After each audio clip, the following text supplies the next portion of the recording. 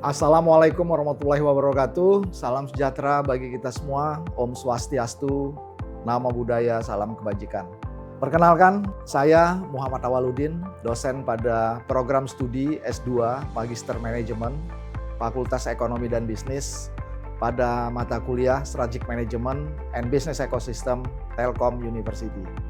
Video ini merupakan bagian dari pernyataan diri dosen dalam unjuk kerja Tridharma Perguruan Tinggi atau PDD UKT-PT untuk sertifikasi dosen tahun 2026 khususnya dalam aspek pengajaran. Pada kesempatan ini saya akan menjelaskan secara singkat mengenai mata kuliah yang saya ampu, yaitu mata kuliah Strategic Management and Business Ecosystem, dan mata kuliah ini membahas filosofi manajemen strategis atau strategic thinking yang di dalamnya juga dapat tentang bagaimana menyusun formulation dan juga menetapkan action. Dan ini akan sangat menunjang untuk bisa mencapai keunggulan kompetitif yang berkelanjutan di tengah era industri 4.0 yang disruptif saat ini. Pembahasan berfokus pada analisis lingkungan eksternal dan internal, juga akan mengulas tentang resource based view atau yang lebih dikenal dengan RBV, dan juga dynamic capabilities. Termasuk juga di dalamnya strategi global, transformasi digital bisnis berbasis AI, platform bisnis model, hingga inovasi sosial atau social innovation dan ekosistem bisnis. Mata kuliah ini memiliki 4 SKS dan menggunakan kombinasi perkuliahan, diskusi, case-based learning, termasuk juga ada di dalamnya adalah periode Industrial Expert Week, serta berbasis proyek kelompok ya di akhir sesi melalui metode One Case One Group atau yang lebih dikenal dengan OCOG. Dan pada evaluasinya nanti akan meliputi partisipasi kelas, kuis, tugas individu, kelompok, ujian tengah semester atau UTS, dan juga berupa analisa kasus, termasuk ujian akhir semester atau UAS berupa presentasi progres kelompok. Mata kuliah ini terdiri dari beberapa topik, diantaranya adalah Introduction to SMBE atau Strategic Management and Business Ecosystem dan Strategic Management itu sendiri. Ada satu pertemuan di situ, kemudian The Logic of Competition, ada satu pertemuan, Industrial Expert Week, ada satu pertemuan, kemudian juga ada satu pertemuan berkaitan dengan Environmental Analysis, yang akan membahas tentang pendalaman pada external analysis. Environmental analysis ini juga ditambahkan dengan satu kali pertemuan yang membahas tentang internal analysis. Kemudian strategi formulation ada satu pertemuan. Juga tidak kalah menariknya ada satu pertemuan terkait dengan global strategy. Kemudian dilanjut dengan ujian tengah semester atau UTS berupa analisis kasus. Di dalamnya juga nanti akan ada satu pertemuan berkaitan dengan strategic management in extreme uncertainty era, dan satu pertemuan bicara tentang AI based strategic formulation. Kemudian juga masih seputar AI, ada satu pertemuan tentang AI based strategy implementation, dan juga dikupas tentang digital leadership, culture and ethics, ada satu kali pertemuan. Satu kali pertemuan bicara tentang konsep digital startup, kemudian satu kali pertemuan ada social innovation, ada topik tentang the future of competition dalam satu kali pertemuan, dan pada akhirnya ditutup dengan ujian akhir semester atau UAS untuk One Case One Group berupa presentasi progres kelompok. Adapun capaian pembelajaran atau kita sebut di sini adalah CLO atau Course Learning Outcome. Kita menjadi 3 bagian untuk CLO ini. Yang pertama adalah CLO 21 ya, untuk bagaimana mahasiswa bisa mampu mengidentifikasi dan memahami masalah organisasi. Nanti akan dengan bobot nilai 25%. Kemudian juga ada CLO 22, diharapkan mahasiswa mampu menganalisis masalah organisasi dengan bobot 40%. Dan yang berikutnya adalah CLO 23, di mana diharapkan nanti mahasiswa dapat mampu memberikan solusi kreatif dengan bobot 35%. Nilai minimum per CLO atau per mata kuliah itu adalah 50,01, dan standar keberhasilan kelas adalah apabila mahasiswa seluruhannya dalam 85% mahasiswa dapat mencapai nilai di atas ambang batas tersebut. Selanjutnya, Anda akan menyaksikan cuplikan proses pembelajaran saya bersama mahasiswa di kelas dengan pembelajaran pada mata kuliah Strategic Management and Business Ecosystem, dan topik yang akan saya angkat pada video kali ini adalah topik tentang Digital Leadership, Culture and Ethics. Di sesi ini, mahasiswa belajar kepemimpinan digital atau Digital Leadership, budaya dan etika digital atau Digital Culture and Ethics, serta prinsip-prinsip keberlanjutan bisnis atau yang biasa kita kenal dengan pendekatan ESG, Environmental, Social, and Governance di era digital. Terima kasih dan selamat menyaksikan. Oke, baik, terima kasih semuanya untuk mata kuliah Manajemen Strategik dan Bisnis Ekosistem. Jadi malam ini topiknya putar Digital Leadership, Ethics and Culture dalam konteks Sustainable Digital Business Ecosystem. Jika seluruh perusahaan atau korporasi itu memiliki akses terhadap teknologi yang sama, maka keunggulan kompetitif sesungguhnya itu ditentukan oleh kualitas leadership-nya, kualitas kepemimpinannya, budaya organisasinya, dan ethics-nya atau etikanya menjadi fondasi dari setiap keputusan bisnis. Nah, jadi korporasi yang berhasil itu sebenarnya bukanlah yang paling cepat mengadopsi atau beli teknologi baru gitu, tapi bagaimana yang mampu gitu mengubah pola pikir, mindset, perilaku, behaviornya atau cara kerja manusianya. Digital leadership ini menurut saya menjadi faktor yang pertama yang menentukan gitu nantinya itu apakah teknologi ini akan menjadi sebuah sumber nilai gitu atau sekedar investasi. Hari ini kan dunia dalam kondisi disrupsi yang cepat dan leaders itu dituntut untuk mampu bagaimana mengintegrasikan berbagai visi strategis dari korporasinya, kemudian juga pengambilan keputusan yang jauh lebih efektif apabila berbasis data kan. Karena kalau keputusan itu diambil hanya berbasis intuitif gitu atau kebiasaan, ya saya rasa sudah sulit gitu ya. Bagi leader, disitulah sebenarnya kelebihan dalam konteks mengelola organisasi yang berbasis data. Karena kemampuan dia untuk cepat beradaptasi kan terhadap perubahan-perubahan yang terus berlangsung dan tidak pernah berhenti dan bisa mendisrupsi apa saja.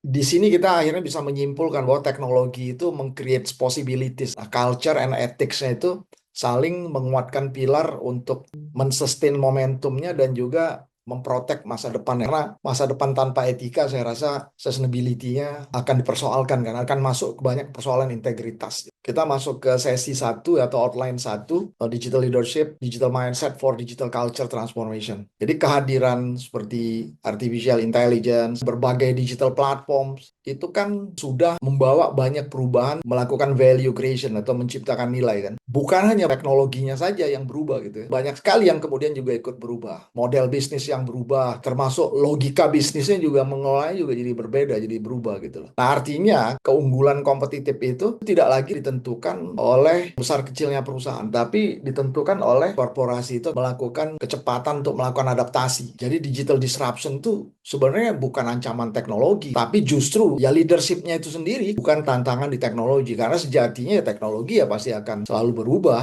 Nah, organisasi yang berhasil atau organisasi yang mampu melewati disrupsi seperti itu adalah yang bisa mampu membaca perubahan kan, bisa mengantisipasi, termasuk juga membuat mitigasi resiko terhadap bisnis modelnya dia, dan juga yang paling penting harus lebih cepat dari kompetitor gitu. Bagaimana korporasi itu mampu mengubah disrupsinya itu menjadi peluang untuk bertumbuh. Dalam konteks sustainable business innovation, jadi justru ada digital disruption ini, organisasi itu pada dasarnya membutuhkan, harus dipandang sebagai sebuah katalis, mesin yang bisa mempercepat, mesin yang bisa mengakselerasi untuk menciptakan operating model yang baru, menciptakan model bisnis yang lebih adaptif, lebih efisien, ya, dan tentu saja lebih berkelanjutan, ya, jadi lebih sustain gitu. Kalau kita tidak mengikuti pendekatan-pendekatan sustainability itu, ya tentu saja kita tidak di dalam pusaran organisasi yang adaptif. Akhirnya kita tertinggal gitu. Pemahaman tentang digital disruption ini bahwa teknologi merubah bisnis secara cepat, customer expectation itu juga evolve, bergerak karena demand juga menuntut banyak perubahan, ekspektasi pelanggan pada saat dia sudah memenuhi satu level kepuasan keterbatasan tertentu,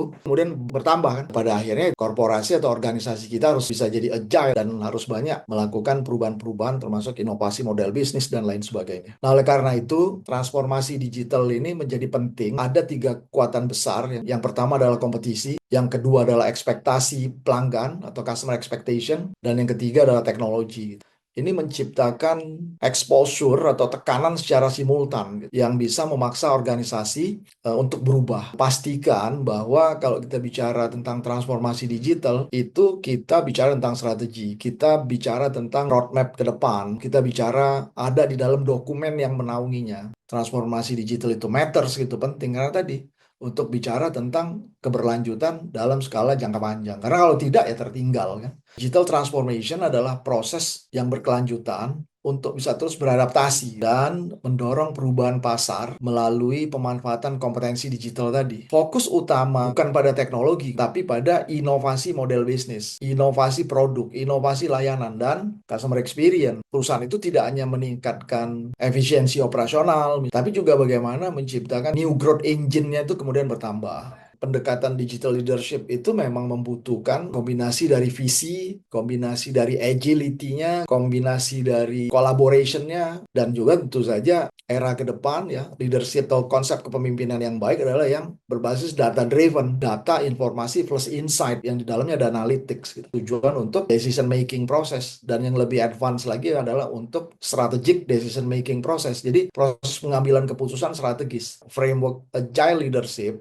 itu menunjukkan bahwa pemimpin masa depan itu harus memiliki humility ya, dan adaptability, engagement, dan juga kemampuan untuk mengambil keputusan cepat tadi. Visioner yang memang berbasis data. Kepemimpinan yang efektif hari ini adalah konsep-konsep empowerment, memberdayakan organisasi untuk bergerak lebih cepat. Bagaimana seorang pemimpin digital hari ini dia tidak hanya sekedar menjadi pusat informasi saja, tapi juga sekaligus informasi yang diorkestrasi gitu ya, untuk menghubungkan dengan pemanfaatan teknologi, berlandaskan strategi yang sudah disusun. Ketika leaders itu gagal menjadi agile, organisasinya langsung hadapi 3 resiko utama. 1, slow driving, yang kedua adalah careless driving, dan yang ketiga adalah wrong direction ya. Berarti agility harus dipahami bukan hanya sekedar cepat, bukan hanya sekedar fleksibel, tapi organisasi itu harus mampu merespon perubahan dengan tepat. Kita bisa mengambil keputusan yang relevan sebelum perubahan itu berubah menjadi krisis. Digital mindset itu cara berpikir yang mendorong inovasi, cara berpikir untuk terus melakukan uji coba, berani bereksperimen, dan berani melakukan pembelajaran berkelanjutan. Kompetisi ke depan itu bagaimana sebuah organisasi atau korporasi itu memiliki kecepatan belajar. Itu adalah sebuah standar kompetisi masa depan. Siapa yang paling cepat kemudian dari belajar itu dia berubah gitu. Melihat perubahan itu menjadi kesempatan untuk berkembang. Kekuatan-kekuatan organisasi yang seperti ini yang harus di-create oleh leader tadi untuk value creation itu. Dalam sebuah organisasi modern, digital mindset ini sebenarnya menjadi fondasi transformasi tadi. Hal yang fundamental atau fondasi dari digital mindset itu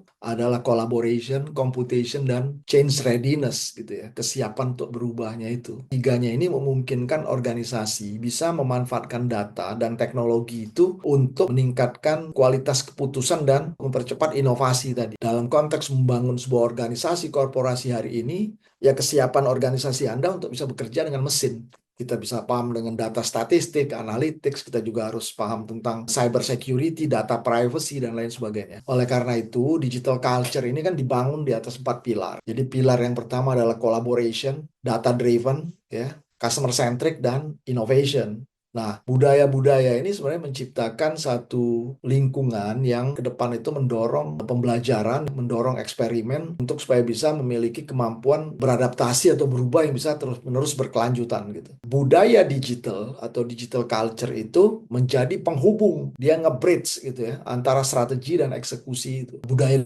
digital itu menjadi sebuah katalisator tadi, menjadi penghubung dan sekaligus mempercepat untuk strategi dan eksekusinya. Perubahan organisasi atau organizational change di era digital ini memerlukan 3 elemen utama. Bagaimana mindset transformation-nya, bagaimana behavioral change-nya, dan bagaimana sistem alignment-nya. Jadi ketiganya ini dia harus berjalan bersama. Mindset-nya ditransform, cara bekerjanya dirubah, kemudian sistemnya di-align-kan, diselaraskan. Itulah yang kemudian membuat Netflix hari ini tumbuh dengan cepat, bahwa budaya yang seringkali lebih penting daripada teknologi itu memang betul-betul dikuatkan di sini. Kalau teknologi itu ya bisa dibeli, tapi innovation culture atau budaya inovasi yang konsisten itu harus dibangun. Jadi leadership-nya yang memang juga harus kuat. Dan mengapa Amazon selalu terlihat selangkah lebih maju dibandingkan dengan banyak kompetitornya? Ada beberapa hal ya yang menjadi key practices dari Amazon. Satu adalah customer obsession, dan kemudian data driven. Ini sama seperti Netflix. Poin berikutnya tentang operational excellence dan leadership agile culture-nya yang memang dibangun di dalam Amazon. Amazon sudah menjadi the biggest logistic company in the world ya, karena pemahaman mendalam terhadap kebutuhan pelanggan itu menjadi prioritas mereka. Belajar dari Alibaba, kita bisa melihat tidak hanya membangun Alibaba, tapi membangun ekosistem yang begitu luar biasa. Bahwa dia tidak berhenti pada digitalisasi proses saja, tapi bagaimana berkembang menjadi kekuatan yang harus membangun ekosistem. Sehingga keunggulan Alibaba itu lahir dari kemampuan mengorkestrasi kolaborasi tadi ya dalam skala yang besar. Realitanya di dunia digital adalah inclusivity, bersamaan, kolaborasi, bersinergi. Sekarang kita bergeser ke outline yang kedua tentang ethics dan AI governance. Ada peran ethics yang kemudian dia bisa menjadi kompas moral di dalam proses-proses dalam pemanfaatan teknologi digital. AI governance yang ingin kita dorong ini bisa menjadi fondasi agar inovasi kita itu berada dalam koridor yang aman. Ethics itu menjadi sebuah strategic asset gitu ya dalam bisnis digital hari ini. Ethics itu kemudian akan mempengaruhi trust, mempengaruhi reputation, mempengaruhi customer loyal, dan sekaligus dia sebagai daya tarik investasi dalam ekosistem digital yang semuanya transparan. Kesalahan etika itu dapat menyebar sangat cepat. Sebenarnya etika bukan hanya sekedar sebagai kewajiban moral, gitu, tapi juga menjadi semacam instrumen untuk memproteksi dari bisnis kita. Business ethics adalah sebuah penerapan prinsip moral dalam pengambilan keputusan bisnis itu biasa dilakukan. Tujuannya adalah bukan hanya sekedar memastikan tentang compliance gitu, tentang kepatuhan, tapi business ethics ini juga menjaga agar legitimasi dari organisasi itu bisa bertahan dalam jangka panjang. Organisasi yang mengintegrasikan etika ke dalam strategi bisnisnya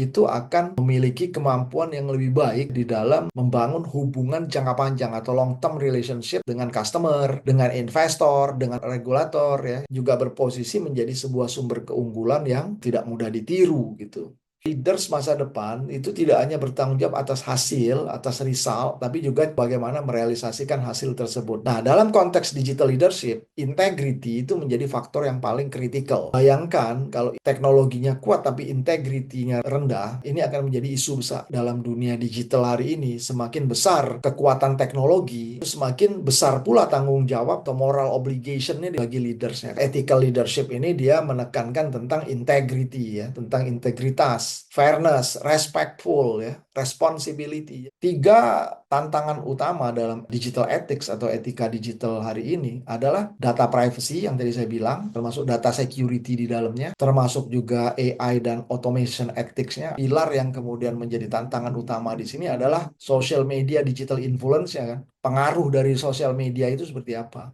Artinya 3 hal ini dia memiliki dampak langsung terhadap kepercayaan publik dan keberlanjutan dari organisasi. Seorang leader dia juga harus paham kecepatan bertransformasi itu harus diimbangi dengan kehati-hatian dan etik. Inovasi itu bisa tetap cepat tanpa harus mengorbankan integritas. Nah, strategi utama di dalam konteks ethical leadership itu mencakup tadi membangun budaya integritas, memprioritaskan data privacy, terus memastikan bahwa AI adalah dimanfaatkan secara bertanggung jawab. Dan yang keempat, bagaimana kita bisa engage, memperkuat dialog dengan stakeholder dan sekaligus juga berkolaborasi. Jangan dilakukan sendiri. Jadi etika yang efektif itu bukan dibangun melalui slogan, tapi melalui behavior, melalui policy, melalui perilaku, melalui kebijakan, sistem yang align, sistem yang konsisten. Pada akhirnya itu semua kemudian bisa memperkuat budaya etis tadi ya. Bisa menjadi bagian dari sebuah operating model dari organisasi. ethical intelligence ini sebenarnya mengajarkan kita bahwa seorang pemimpin juga perlu punya kemampuan untuk menyeimbangkan manfaat teknologi dengan resiko yang ditimbulkannya tadi. Keputusan yang terbaik itu kan tidak selalu yang paling cepat. Peran manusia sebagai human oversight yang untuk memberikan satu pemahaman tentang tanggung jawabnya tadi. Corporate leaders ke depan, dia juga harus bisa mengantisipasi ke depan. Kemampuan leaders itu untuk mengelola resiko. Pola-pola kita apa yang disebut dengan anticipatory governance itu kemudian jadi muncul sekarang. Dan memang harus dikembangkan kemampuan itu. Prinsip trustworthy dari AI itu artinya apa? Seberapa transparan gitu ya. Seberapa accountable dan seberapa terbuka dia. Atau seberapa fairness gitu. Dan prinsip-prinsip ini untuk memastikan bahwa AI tetap berada dalam kendali manusia. Jangan memberikan atau meletakkan 100% kepercayaan itu sama AI gitu. Kalau itu dilakukan akan ada sebuah loss of control terhadap pemanfaatan AI. Itu yang disebut dengan the principles of trustworthy AI gitu. Audit dari AI itu menempatkan governance ya, berarti menempatkan manajemen, menempatkan tim internal audit itu sebagai lapis-lapisan pengawasan dan memastikan bahwa AI yang digunakan adalah AI yang aman, AI yang terbuka, AI yang transparan, dan AI yang sesuai dengan tujuan. Dalam konteks AI audit ini, menurut saya ke depan audit AI akan menjadi kompetensi baru, inti dari auditor modern. Bukan hanya auditor yang mampu mengaudit lembaran-lembaran kertas, data, dan informasi secara konvensional. Tapi dia juga bisa mampu mengaudit algoritma dari AI. Dari AI pun itu bisa diaudit. Tidak hanya efektif di dalam pemanfaatannya, tapi juga etis ya dan sesuai dengan regulasi. Dunia hari ini juga bergerak tata kelola AI yang lebih ketat, tata kelola AI yang bertanggung jawab, yang transparan, itu juga dibutuhkan oleh masyarakat. Artinya regulasi itu tidak sekedar menghambat inovasi gitu, tapi memastikan bahwa inovasi-inovasi yang memiliki keunggulan kompetitif dalam skala jangka panjang. Belajar dari Microsoft, sebenarnya Microsoft menunjukkan bahwa responsible AI governance mereka itu bukan lagi pada level tentang compliance atau isu kepatuhan gitu ya, tapi sudah menjadi bagian dari bisnis strategi mereka gitu. Kepercayaan pelanggan terhadap teknologi biasanya itu nggak muncul secara otomatis gitu. Biasanya dibangun melalui governance yang kuat, tata kelola yang bagus. Komitmen organisasi di Microsoft terhadap penggunaan AI adalah penggunaan AI yang memang bertanggung jawab. Bisa melihat bahwa Google adalah organisasi yang inovatif, organisasi yang bertanggung jawab, dan kalau dalam skala yang besar seperti itu, berarti juga sama kan membutuhkan prinsip atau etika yang jelas. Tentu saja AI dalam Google juga harus bermanfaat bagi masyarakat gitu. Memiliki nilai untuk mem-create value dalam jangka pendek maupun jangka panjang kan.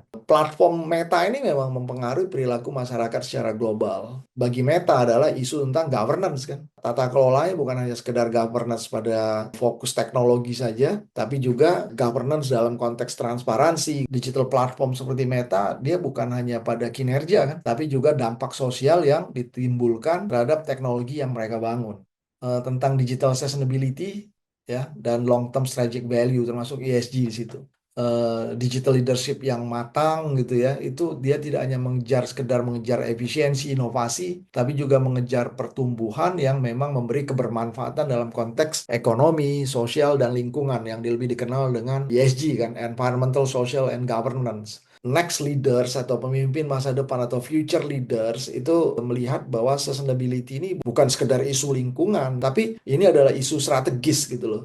Karena apa? Karena tadi bicara tentang keberlanjutan. Faktor-faktor yang mengikuti dari aspek-aspek environment seperti climate change, risiko iklim yang berubah, kelangkaan sumber daya, ataupun regulasi karena governance tadi, yaitu akan sangat mempengaruhi berbagai model bisnis dan daya saing perusahaan ke depan. Keberhasilan sebuah perusahaan masa depan itu tidak lagi hanya ditentukan oleh profit, tidak hanya lagi ditentukan oleh revenue yang besar gitu, atau bagaimana dia menekan cost yang kecil gitu. Tapi triple bottom line ini sebenarnya perusahaan di masa depan adalah perusahaan juga yang mempertimbangkan tentang people dan planetnya. The three pillars of ESG, pilar yang sebenarnya yang paling kritikal dan paling penting adalah pilar tentang governance, tentang tata kelola. ESG bukan hanya sekedar reporting, bukan hanya sekedar membuat laporan, tapi dia sudah jadi dasar juga dalam proses pengambilan keputusan, dasar untuk penilaian resiko ya. Teknologi agenda dan teknologi implementation ini menjadi sebuah pemicu untuk konsep-konsep keberlanjutan kita ya. Di outline 1 dan outline 2, digital leaders memang harus mampu memanfaatkan AI, memanfaatkan analytics, memanfaatkan cloud technology, memanfaatkan automation, tapi dia juga sekaligus bisa mendukung untuk sustainability dan bisa memastikan bahwa teknologi yang digunakan adalah teknologi yang benar. Dia juga harus punya digital KPI, ya, digital business valuation-nya, digital sustainability-nya. Kalau kita lihat Samsung sebagai sebuah manufaktur besar, sustainability itu menjadi bagian penting, bagian inti dari strategi manufakturnya. Pendekatan-pendekatan Samsung adalah pendekatan yang mengatur tentang circular economy, konsep recycle, konsep reuse ya, itu kemudian bisa membuat sebuah keekonomian di aspek lain. Mereka memang memiliki kekuatan di dalam konteks pilar transformasinya. Sustainability bukan berarti sekedar additional cost ya, tapi itu adalah sebuah sumber inovasi dan efisiensi dan juga bisa meng-create revenue stream baru. Dan apabila organisasi mampu mengintegrasikan keberlanjutan ini ke dalam sebuah operasionalnya yang lebih baik, berarti dia sangat antisipatif untuk masa depan. Apple dalam konteks ESG ini kita bisa lihat, Apple menunjukkan bagaimana sustainability dapat diintegrasikan ke seluruh value chain. Pelajaran utama dari Apple adalah bahwa sustainability dan profitability itu tidak harus bertentangan. Tetapi pada dasarnya, kreativitas dan inovasi di dalam sustainability itu juga bisa mereduksi cost justru ya. Jadi di sini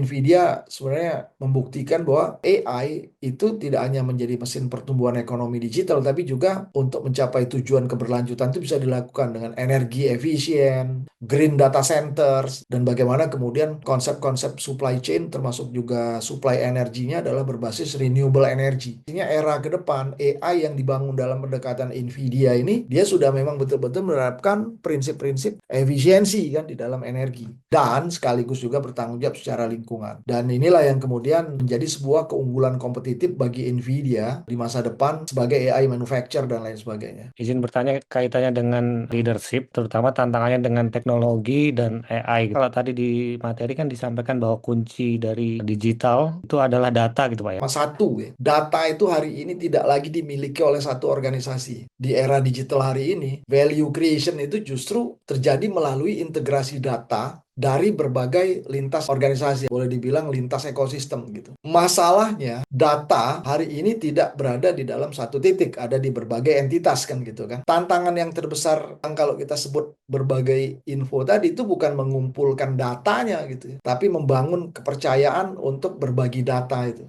Yang kedua, ekosistem itu memiliki banyak kepentingan. Balik lagi ke digital leaders, memiliki tantangan untuk menyelaraskan gitu loh berbagai kepentingan tadi. Nah, yang ketiga, berkolaborasi ini ternyata lebih sulit daripada berkompetisi. Banyak organisasi itu mampu bersaing ya.